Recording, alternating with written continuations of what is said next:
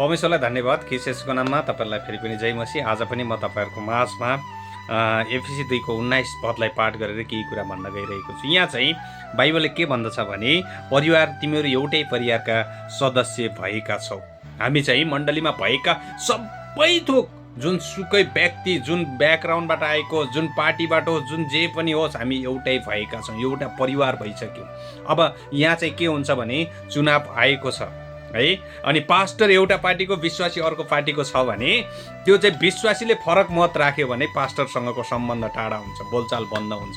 अनि यसले के गर्छ त भनेपछि तपाईँ र म त पास्टर अगुवाले त विश्वासीलाई चाहिँ कन्ट्रोल गर्ने हो, विश्वासीलाई हेर्ने हो, बाटो देखाउने हो। आज तपाईँ र ममा 10वटा चर्चहरू चाहिँ हामी एकजुट भएका छैनौँ, हामी चर्च एकजुट छैनौँ, पास्टर एकजुट छैनौँ।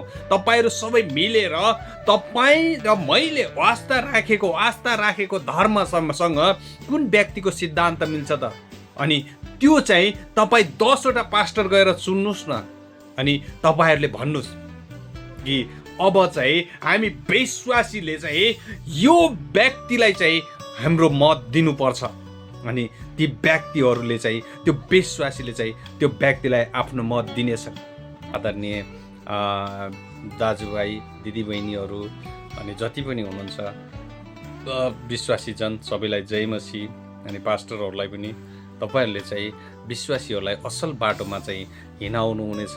मण्डलीमा फुट होइन, जुट, अनि मण्डलीमा पनि जुट र पास्टरहरूमा पनि मेलमिलापको पाइलाहरू अगाडि बढाउनु हुनेछ भन्ने आशा लिएको छु। हस्त धन्यवाद, जय मसी।